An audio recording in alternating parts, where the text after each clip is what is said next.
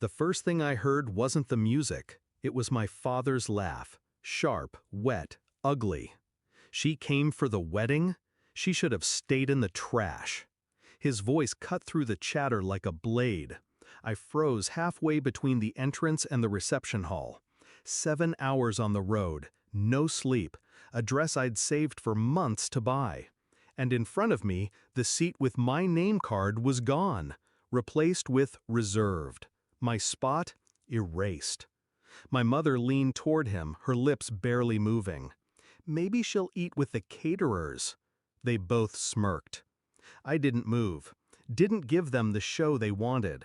I let their words hang in the air, heavy, poisonous. They thought I'd walk out humiliated. They thought wrong. There was a time my brother's smile was the safest place I knew. He'd sneak me extra cake at birthdays, shield me from our parents' sharp tongues.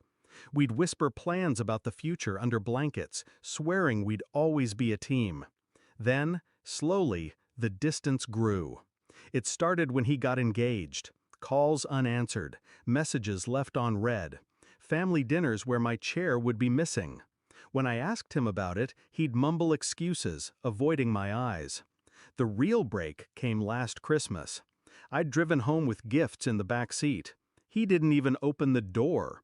My mother did, her face a mask of polite disgust. "He's busy," she said, taking the gifts and shutting me out into the cold. I knew then my brother had chosen them over me. By the time the wedding invitation arrived, the decision was already made. I would go. Not to reconcile, not to be accepted, but to end it. People think revenge is heat, a boiling rush of anger. They're wrong. It's ice, still, patient, precise. I spent weeks preparing. A phone call to an old friend who worked at the hotel's accounting desk. A discreet conversation with the venue's coordinator. Legal documents drawn up quietly, without a ripple. I made sure every move was invisible until it mattered. Back in the reception hall, I smiled. Walked right past the reserved table, straight to the head table. The photographer froze. My brother blinked at me like he was seeing a ghost. "Congratulations," I said, placing a neatly wrapped box in front of him. Inside was a framed photo of us as kids, and, tucked behind it, the folded copy of the deed. The deed to our grandparents' lake house. The one they all thought my parents still owned. I had bought it, weeks ago, in cash. The venue coordinator appeared beside me, holding a clipboard. "Excuse me, could the parents of the groom please step outside to discuss payment issues?" Their confusion was delicious. My mother's brows knit, my father's smile faltered. The issue was that I had quietly covered the cost of the wedding in advance, in full, under my name. The contract stated that if any guest was removed without my consent, the payment was void, and my consent was conditional. They followed her out, hissing questions. The moment the door closed, I leaned in toward my brother. "You let them erase me," I said quietly.